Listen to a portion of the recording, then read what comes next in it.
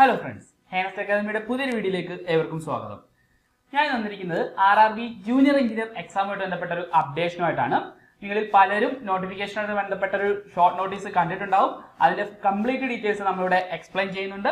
ആർക്കൊക്കെയാണ് junior engineer തസ്തികയിലേക്ക് അപേക്ഷിക്കാൻ സാധിക്കുന്നത്, അതുപോലെ ഏജ് ലിമിറ്റ് എന്താണ്, അതുപോലെ ഇതിന്റെ പ്രൊമോഷൻ സാധ്യതകൾ എന്താണ് തുടങ്ങിയ കാര്യങ്ങളെല്ലാം നമ്മൾ ഈ വീഡിയോയിൽ ഡിസ്കസ് ചെയ്യുന്നുണ്ട്. ഏവർക്കും വീഡിയോയിലേക്ക് സ്വാഗതം. അപ്പൊ ഇതാണ് പുറത്തു വന്നിരിക്കുന്ന ഒരു നോട്ടീസ്. 03/2024 പ്രകാരമാണ് RRB ജൂനിയർ എഞ്ചിനീയർ നോട്ടിഫിക്കേഷൻ പുറത്തു വരാൻ പോകുന്നത്. ഇതിൽ കൃത്യമായിട്ട് ഡേറ്റ് ഓഫ് ആപ്ലിക്കേഷൻ കൃത്യമായിട്ട് പറയുന്നുണ്ട്. അതായത് 30/7/2024 മുതലാണ് നിങ്ങൾക്ക് RRB ജൂനിയർ എഞ്ചിനീയർ തസ്തികയ്ക്ക് വേണ്ടിയിട്ട് അപേക്ഷിക്കാൻ സാധിക്കുന്നത്. അതുപോലെ ഓഗസ്റ്റ് 29 വരെ നിങ്ങൾക്ക് ഈ പറഞ്ഞ പോസ്റ്റിലോട്ട് അപ്ലൈ ചെയ്യാൻ സാധിക്കുന്നതാണ്. ഇപ്പൊ 30-ാം തീയതി ഓപ്പൺ ചെയ്തിട്ട് ഏകദേശം ഒരു മാസത്തോളം നിങ്ങൾക്ക് സമയം ഉണ്ടാകും അപേക്ഷിക്കാനായിട്ട്. അപ്പം എത്രയും വേഗം തന്നെ നോട്ടിഫിക്കേഷൻ വന്നു കഴിഞ്ഞാൽ എത്രയും വേഗം തന്നെ നിങ്ങൾ ആപ്ലിക്കേഷൻ സബ്മിറ്റ് ചെയ്യാനായിട്ട് ശ്രദ്ധിക്കേണ്ടതാണ്. അപ്പൊ ഇന്ന് 23-ാം തീയതിയാണ്. അപ്പൊ ഇനി വരുന്ന ദിവസങ്ങളിൽ തന്നെ നമുക്ക് ഒഫീഷ്യൽ നോട്ടിഫിക്കേഷൻ RRBയുടെ ഒഫീഷ്യൽ വെബ്സൈറ്റുകളിൽ വരുമെന്ന് പ്രതീക്ഷിക്കാം. നിങ്ങളൊരു കാര്യം പ്രത്യേകം ശ്രദ്ധിക്കുക. 2018 ലാസ്റ്റ് ജൂനിയർ എഞ്ചിനീയർ തസ്തികയ്ക്ക് വേണ്ടിയിട്ടുള്ള നോട്ടിഫിക്കേഷൻ RRB പബ്ലിഷ് ചെയ്തിട്ടുണ്ടായിരുന്നത്. അന്ന് 18 മുതൽ 33 വയസ്സ് വരെ പ്രായപരിധിയുള്ളവർക്കായിരുന്നു ഈ തസ്തികയിലേക്ക് അപേക്ഷിക്കാൻ സാധിക്കുന്നത്. എന്നാൽ കോവിഡ് പാൻഡമിക്കിന്റെ റീസൺ കാരണം ആ ഒരു ഏജ് ലിമിറ്റ് RRB കൂട്ടിയിട്ടുണ്ട്. അതായത് ഇപ്പോൾ 18 മുതൽ 36 വയസ്സ് വരെ പ്രായപരിധിയുള്ളവർക്കാണ് ഈ തസ്തികയിലേക്ക് അപേക്ഷിക്കാൻ സാധിക്കുന്നത്. ഏജ് റിലാക്സേഷൻ ലഭിക്കുന്ന OBC SC ST കാൻഡിഡേറ്റ്സിന് അതത് ഏജ് റിലാക്സേഷൻ ലഭിക്കുന്നതാണ്. അത് എത്രയാണ് നമുക്കൊന്ന് ചെക്ക് ചെയ്യാം. SC ST കാൻഡിഡേറ്റ്സിന് 5 വർഷവും അതുപോലെ OBC നോൺ ക്രീമി ലെയർ കാൻഡിഡേറ്റ്സിന് 3 വർഷമാണ് ഏജ് റിലാക്സേഷൻ ലഭിക്കുന്നത്. അതായത് നിങ്ങൾ OBC കാൻഡിഡേറ്റ് ആണെങ്കിൽ നിങ്ങൾക്ക് 39 വയസ്സ് വരെ ഈ പറഞ്ഞ ജൂനിയർ എഞ്ചിനീയർ തസ്തികയിലേക്ക് അപേക്ഷിക്കാൻ സാധിക്കുന്നതാണ്. അതുപോലെ SC ST കാൻഡിഡേറ്റ് ആണെങ്കിൽ നിങ്ങൾക്ക് 41 വയസ്സ് വരെ ഈ പറഞ്ഞ തസ്തികയിലേക്ക് അപേക്ഷിക്കാൻ സാധിക്കും. അപ്പൊ നിങ്ങളുടെ ഏജ് SC ST കാൻഡിഡേറ്റ്സ് ആണെങ്കിൽ 41 വയസ്സ് വരെയും അതുപോലെ OBC കാൻഡിഡേറ്റ്സ് ആണെങ്കിൽ 39 വയസ്സ് വരെയും പ്രായപരിധിയുള്ളവർക്ക് ജൂനിയർ എഞ്ചിനീയർ തസ്തികയിലേക്ക് അപേക്ഷിക്കാൻ സാധിക്കുന്നതാണ്. അപ്പൊ ഞാൻ ലാസ്റ്റ് നോട്ടിഫിക്കേഷൻ ബേസ് ചെയ്തിട്ടാണ് ഈ ഡീറ്റെയിൽ ഇവിടെ പറഞ്ഞത്.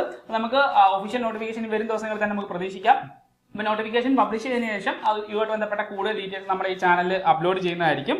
അതുപോലെ ജൂനിയർ എഞ്ചിനീയർ അതുപോലെ തന്നെ CMS ഡിപ്പോർട്ട് മെറ്റീരിയൽ സൂപ്രണ്ടന്റ് എല്ലാം കൂടെ ആയിട്ട് 7934 വേക്കൻസിയാണ് വന്നിട്ടുള്ളത്. അതിൽ ജൂനിയർ എഞ്ചിനീയറിന്റെ എങ്ങനെ പോയാലും ഒരു 7500-ലധികം വേക്കൻസിയാണ് നമ്മൾ പ്രതീക്ഷിക്കുന്നത്. ലെവൽ 6 പേ സ്കെയിലാണ് ജൂനിയർ എഞ്ചിനീയർ വരുന്നത്. 35,400 മുതൽ ഇനീഷ്യൽ പേ തന്നെ ലഭിക്കുന്നതാണ്. അതിന്റെ കൂടെ തന്നെ മറ്റ് അലവൻസ് കൂടെ, അതായത് DA തന്നെ നമുക്കറിയാം കേന്ദ്ര സർക്കാർ ജോലികളിൽ 50% DA വരുന്നത്. അപ്പൊ DA കൂടെ ഒക്കെ ആഡ് ചെയ്ത് കഴിയുമ്പോഴേക്കും അത്യാവശ്യം നല്ലൊരു എമൗണ്ട് 50,000 രൂപയ്ക്ക് മേളിൽ നിങ്ങളുടെ കയ്യിൽ സാലറി കിട്ടാൻ പോകുന്ന ഒരു പോസ്റ്റാണ് ജൂനിയർ എഞ്ചിനീയർ. പ്രത്യേകം ഓർക്കുക. ഇനി ആർക്കൊക്കെയാണ് ഈ തസ്തികയിലേക്ക് അപേക്ഷിക്കാൻ സാധിക്കുന്നതെന്ന് കൃത്യമായിട്ട് പറയാം. ഡിപ്ലോമ BTech കഴിഞ്ഞ മെക്കാനിക്കൽ, സിവിൽ, ഇലക്ട്രോണിക്സ്, ഇലക്ട്രിക്കൽ ബ്രാഞ്ചിലുള്ള എല്ലാ ഉദ്യോഗാർത്ഥികൾക്കും RRB ജൂനിയർ എഞ്ചിനീയർ എന്ന് പറഞ്ഞ തസ്തികയിലേക്ക് അപേക്ഷിക്കാൻ സാധിക്കുന്നതാണ്. അപ്പൊ നിങ്ങളുടെ യോഗ്യത ഡിപ്ലോമ അല്ലെങ്കിൽ BTech ആണെങ്കിൽ നിങ്ങൾക്ക് തീർച്ചയായും ഈ പറഞ്ഞ തസ്തികയിലേക്ക് അപേക്ഷിക്കാൻ സാധിക്കുന്നതാണ്. സോ സാലറി സ്കെയിൽ കൊണ്ടും മറ്റ് അലവൻസ് കൊണ്ടും ഉയർന്ന ഒരു പോസ്റ്റ് തന്നെയാണ് ഈ ജൂനിയർ എഞ്ചിനീയർ പറയുന്നത്. നല്ല പ്രൊമോഷൻ സാധ്യതയുള്ള ഒരു പോസ്റ്റ് കൂടിയാണ് ജൂനിയർ എഞ്ചിനീയർ. നമുക്ക് ആ പ്രൊമോഷൻ സാധ്യതകൾ എന്തൊക്കെയാണെന്ന് നോക്കാം. വൺസ് നിങ്ങൾ ജൂനിയർ എഞ്ചിനീയർ ആയിട്ട് ജോലിയിൽ പ്രവേശിച്ചു കഴിഞ്ഞാൽ നിങ്ങൾക്ക് സീനിയർ സെക്ഷൻ എഞ്ചിനീയർ മുതൽ ജനറൽ മാനേജർ വരെ ആവാനുള്ള സാധ്യതയുള്ള ഒരു പോസ്റ്റ് കൂടിയാണ് ജൂനിയർ എഞ്ചിനീയർ. അപ്പം ഡിപ്പാർട്ട്മെന്റിന്റെ അനുസരിച്ചായിരിക്കും ഇതിലൊരു വേരിയേഷൻ ഉണ്ടാവും.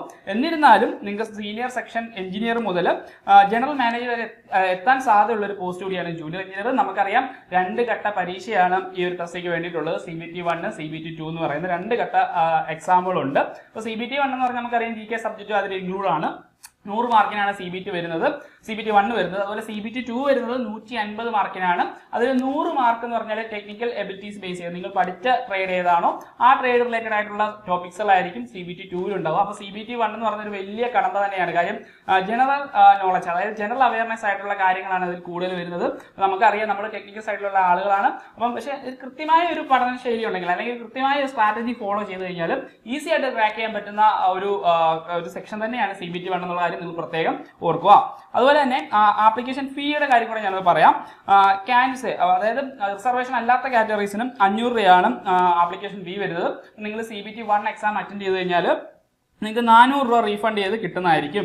അപ്പം നിങ്ങൾക്ക് ആക്ച്വലി 100 രൂപയാണ് ഈ പറഞ്ഞ തസ്തികയിലേക്ക് അപേക്ഷിക്കാനുള്ള ഒരു ഫീ ആയിട്ട് വരുന്നത്. നിങ്ങൾ CBT1 അറ്റൻഡ് ചെയ്ത് കഴിഞ്ഞാൽ നിങ്ങൾക്ക് ഈ പറഞ്ഞ 400 രൂപ നിങ്ങളുടെ അക്കൗണ്ടിലോട്ട് റീഫണ്ട് ചെയ്ത് കിട്ടുന്നതാണ്. അതുപോലെ റിസർവേഷൻ ലഭിക്കുന്ന കാൻഡിഡേറ്റ്സിന് 250 രൂപയാണ് ചാർജ് ആയിട്ട് വരുന്ന കാര്യം പ്രത്യേകം ഓർക്കുക. അങ്ങനെ നമ്മൾ കാത്തിരുന്ന ജൂനിയർ എഞ്ചിനീയർ തസ്തികയ്ക്ക് വേണ്ടിയിട്ടുള്ള നോട്ടിഫിക്കേഷൻ ഇങ്ങെത്തി. 30-ാം തീയതി മുതൽ നിങ്ങൾക്ക് അപേക്ഷിച്ച് തുടങ്ങാനായിട്ട് സാധിക്കും. അപ്പം നോട്ടിഫിക്കേഷൻ വന്നു കഴിഞ്ഞ ഒരു 4 മാസം അല്ലെങ്കിൽ ഒരു 3 മാസങ്ങൾക്കുള്ളിൽ തന്നെ നമുക്ക് CBT-1 എക്സാം പ്രതീക്ഷിക്കാം. അപ്പം CBT-1 എക്സാം കഴിഞ്ഞതിന് ശേഷം ഒരു 1.5 അല്ലെങ്കിൽ 2 മാസത്തിൽ കൂടുതൽ നിങ്ങൾക്ക് CBT-2 എക്സാമിന് വേണ്ടിയിട്ട് ലഭിക്കുകയില്ല.